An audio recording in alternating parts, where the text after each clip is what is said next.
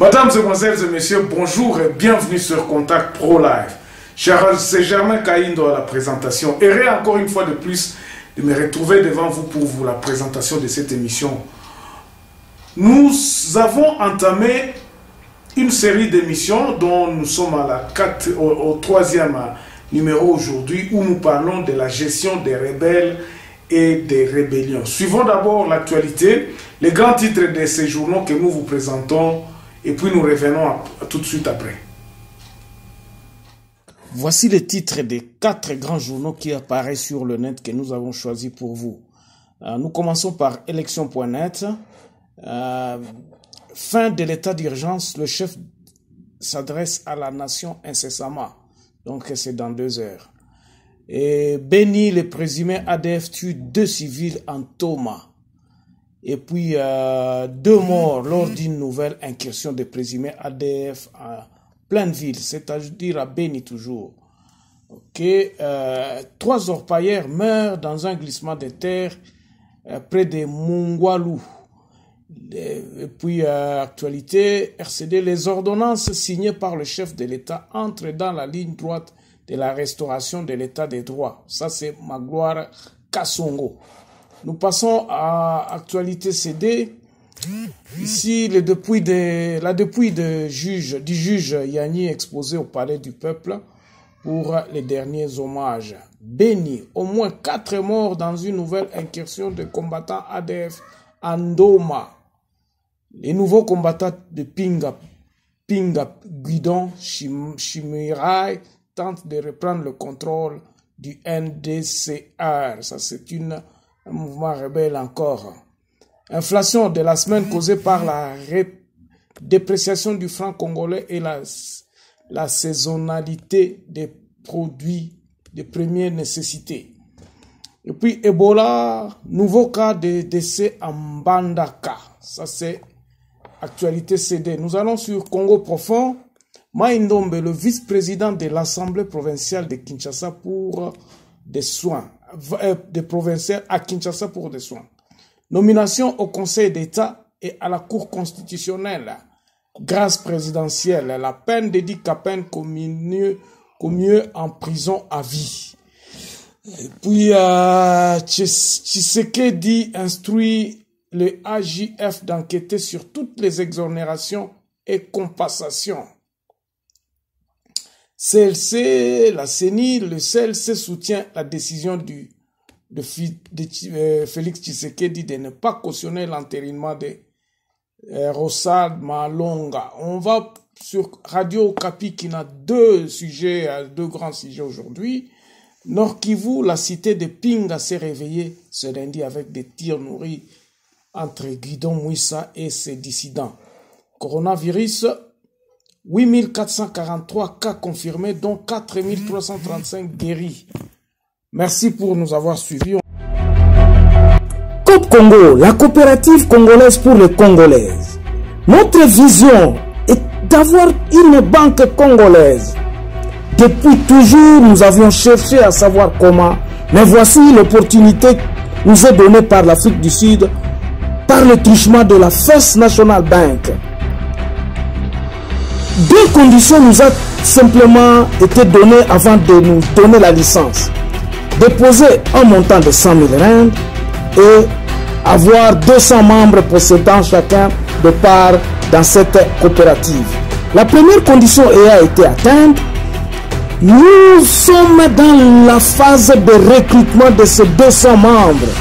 Pour toute information, si vous voulez nous rejoindre, allez sur le site www.copcongo.com. Cop Congo Yabisomoko, Cop Congo Yaba Congolais, Cop Congo Vision Yaba Congolais.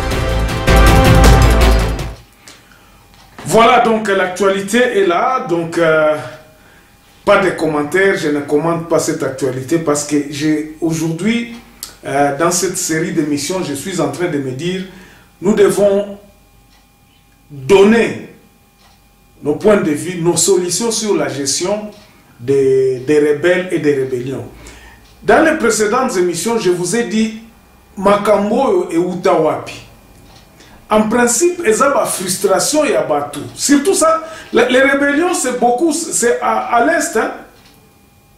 Ils ont pensé à l'est de la République. Donc, à 80%, la rébellion autoyebi, ils ont à l'est de la République démocratique du Congo. Mingi, Kala, ils ont à Katanga. Et puis, ça devient encore d'actualité dans côté. Il y a Bouta ou donc na Ozaïr, comme on disait, moi je suis zaïrois. Na Ozaïr côté il y a Bounia, côté Kuna aussi ba rébellion ezokende. On apprendra aussi na côté Équateur suko zoka ba inyele tout ça. Et uti wapi? C'est là où il faut d'abord comprendre pour na koyeba gestion nango ekozala ndenge nini. Soki toyebi place nini source ya babiloko ezouta wapi te ekozala mwa pasi po tobanda ko décortiquer toyeba ba makambo yango pona ko résoudre yango ekozala ndenge nini. Alors, dans mes réflexions, je suis en train de me dire que eza nango pasi te pona koyeba qu'est-ce qu'il faut faire. Nani source à liboso, c'est d'abord frustration à population. Population à l'embi. La population est meurtrie, il n'y a pas de développement. Le pays est resté stagnant depuis l'indépendance. Style et loyo. Solution, donc, totikala nazam, et ça na partie mususu, ya Congo oyo, mutukeko makate. Les routes sont mauvaises, situation politique est stable. Donc, Moussa les athées, les enfants étudient, na mboka kabo, et donc, avancement est il n'y a pas d'avenir au Congo. Soko tali makamundenge zo salema, tu peux pas dire que non, nako planifier, nako salaboé, dans 2 ans, ezalakate. C'est un wana sikoyo babilo kwa nande côté à la rébellion et yaka. Donc, c'est là même le mot. Les gens qui se sont rebellés donc dans la situation Mokobo. Situation au Congo est malamoutée. Nous avons eu des élections, mais rien ne se passe. Le président de la République qui était là, donc, c'est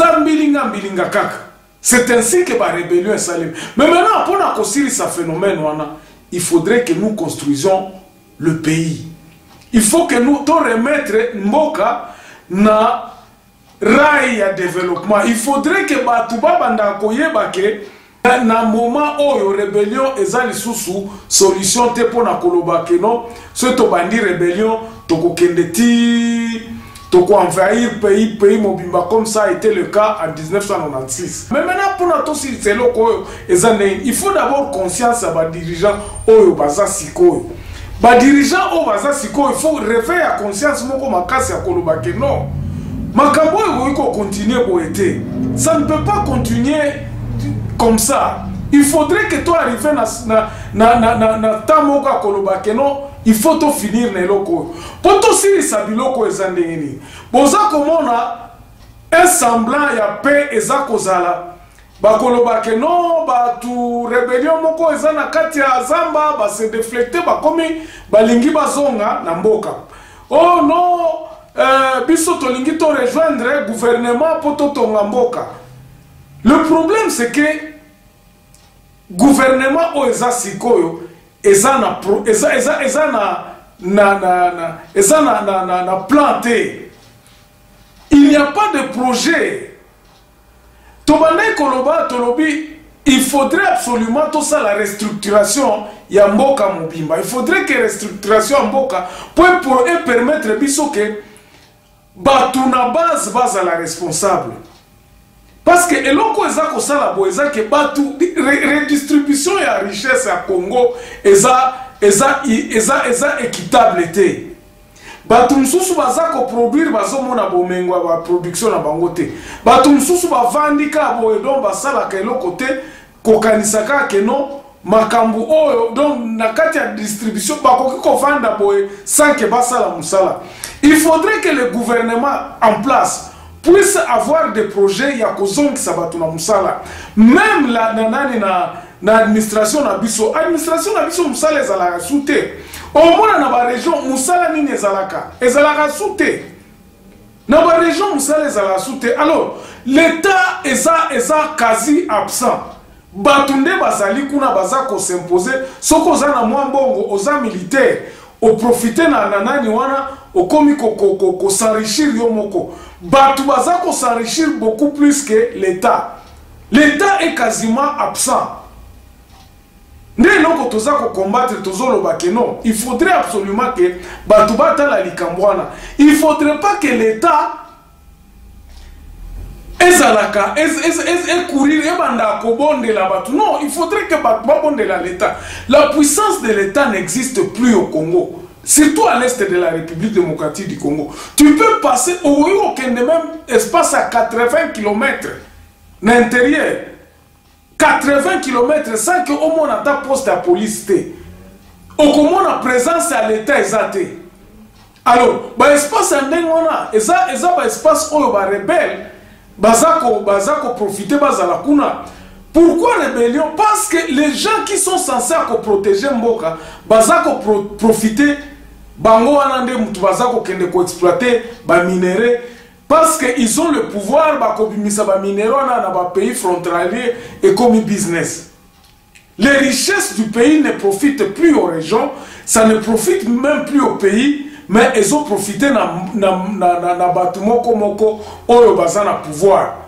C'est ainsi que nous disons que pour tout que réforme en est salema, le président Félix doit prendre des mesures draconiennes. C'est-à-dire que Nandengalo azongisi ba tueurs, parce que moi je les appelle les tueurs, ba généraux na Kabila. On ne peut pas espérer quelque chose de bien de ces gens-là. Exact. C'est ainsi que peut-être la coalition na wana ndeza ko empêcher à réformer. Réformer l'armée, ce n'est pas que au changer tout bien au nommer. Non, ça ne et ça absolument que ça là est long comme mon côté.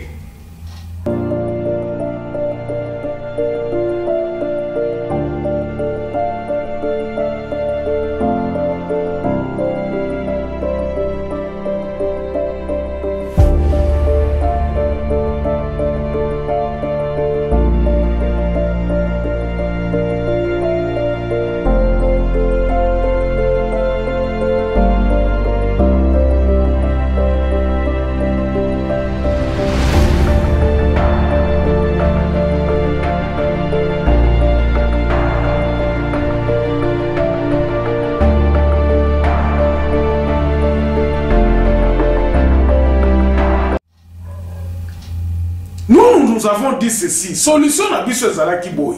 Tolobi que ce qu'il faut faire présentement, c'est qu'on mette en retraite armée oyo ezar lelo.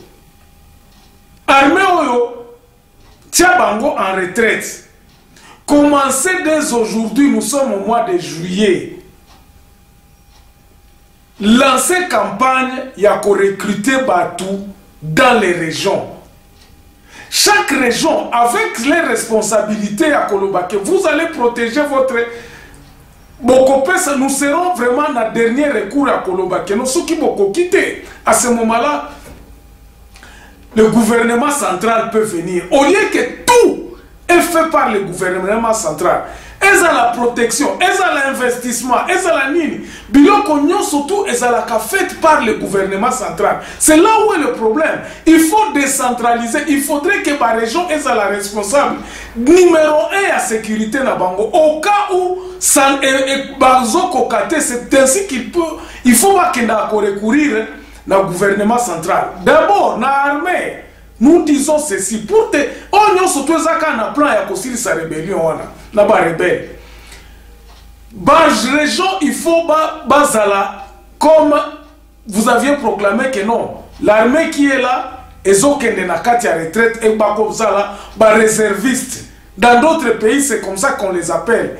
Ils ne quittent pas, mais ils sont des réservistes, bazongi ba civil. Mais na kozonga na ba civil, qu'est-ce qu'on fait? On prend ba kamati bango, ba injecter bango par exemple na ba secteur ya logement par exemple, ya kotonga bandako.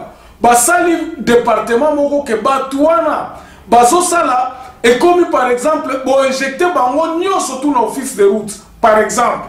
Bo injecter bango par exemple na ba domaine agricole.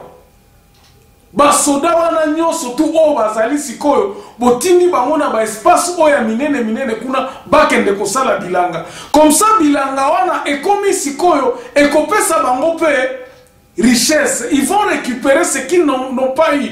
En se liga par exemple na ba agriculture baza bakomi ba shareholder par exemple na ba plantation minene.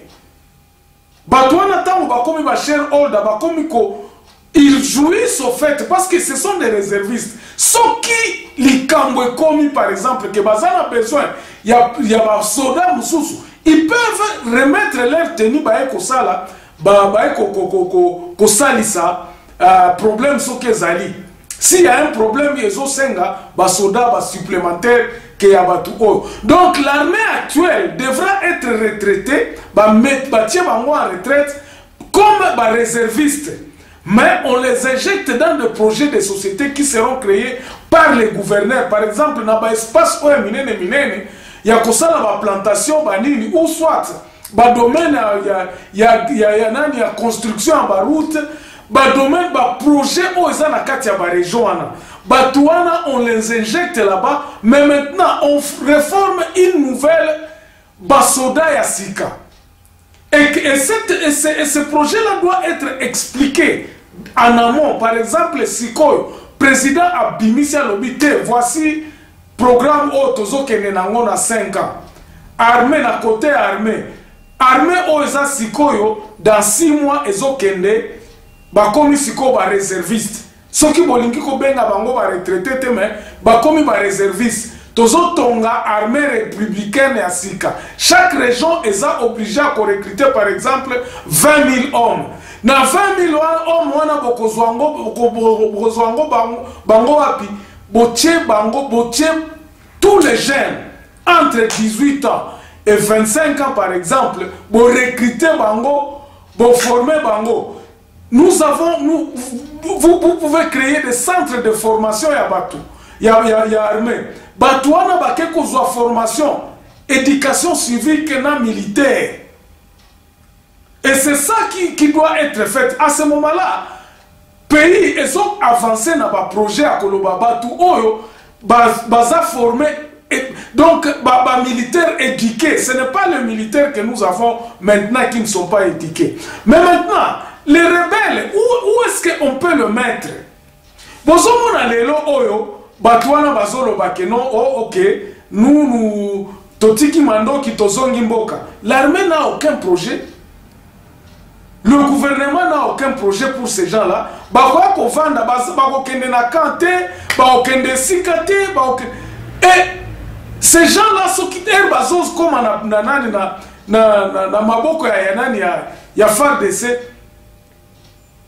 Ils ne savent pas s'ils sont des militaires, en principe, tant que il faut déjà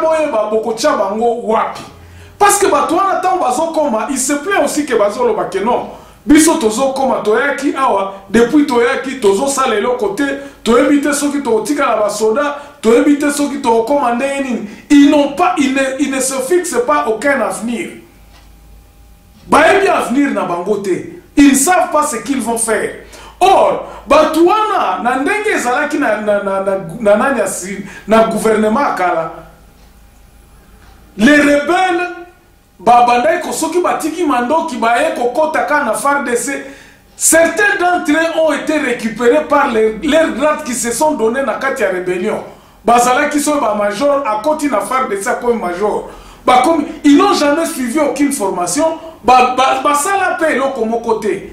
Et c'est ça qui a fait très mal que l'armée à l'élo, au Kuta Batumoko, au Zomitu Nolobi, vraiment, est-ce que qu'ils méritent d'être des militaires, ou bien ils méritent d'être des policiers. Éducation exacte, donc vous demandez si c'est quoi ça. Batu o bazana net bozotala o ba mususu momona ki formation ba belge autant ba kende ko former ba rebelle na Kisangani kuna na Kapalata. Ça laisse à désirer mundele azokoma kuna zoloba mais mutu o former ndenge na ebi ata ko komate. L'armée d'aujourd'hui est formée de rebelles qui n'ont jamais été à l'école. Beaucoup d'entre eux n'ont jamais été à l'école. Mboka na biso qui s'est développé dans Nengwanate. Donc nous disons que la première des choses, ceux qui vont récupérer Batouana, il faudrait absolument que tant ou bakomi, bon sabango que non bokoki koko bozana nananité bozana profil et militaire té. Vous ne pouvez pas être des militaires. D'ailleurs, il faudrait penser comment est-ce qu'il faut commencer à le punir, ou bien soit, ceux qui vont passer par moi amnistie, mais basons à civil, ne pas venir gangréner l'armée par des gens qui ne sont basés dans la morale de mon côté. Donc, recrutement, il faut stopper. Donc, c'est ainsi que nous disons que, Natango o tozolo babiloko o lelo, il faut absolument tout banda kokanisa. Bah rebelles, ceux qui sont maintenant là, nous devons les considérer comme des rebelles. Parce que l'armée à l'élo, c'est l'armée à rébellion. Il faut qu'elle ait une retraite, il faut qu'elle ait base à la réserviste et puis réformer une autre armée, armée à Sika. Vous leur donnez donc, il faut président Abanda Koeps, parce que c'est un plan qui ne peut pas se faire comme une baguette magique. Il faut qu'on y ait Sabango que non, dans 8 mois, Batunyoso, Oyo, tout bazana armée, lelo, voici ce qu'ils deviendront. Nous devons recruter des jeunes Oyo baza entre 18 et 25 ans, bazala na armée à Sika. Voilà là où nous disons la solution pour aujourd'hui. On va s'arrêter ici. La prochaine fois, nous viendrons peut-être avec, on va développer encore ce sujet, il y a des rebelles, il y a des rébellions. Vous verrez que ce qui plan ezali, la rébellion est aussi là. Et il faudrait que tous la na punition moko ya batu o basimbi mandoki. Que ceci s'arrête, que ceci ne puisse plus venir à jamais la Kalissu dans la République démocratique du Congo. Nabamboka Mosusu, ils ont réussi. Jamais au Koyoka o makambo ba rébellion. Pourquoi? Parce que pays est un programme moko o ezako landa, ezako komisa. Les gens ont espoir que ceux qui attendent à cause de Moussala, ceux qui ont Moussala à Kokiko Sala va plan na e Kokiko mener vie na e paisiblement. Merci pour nous avoir suivis. On s'arrête là, on vous revient demain dans un nouveau numéro. Au revoir.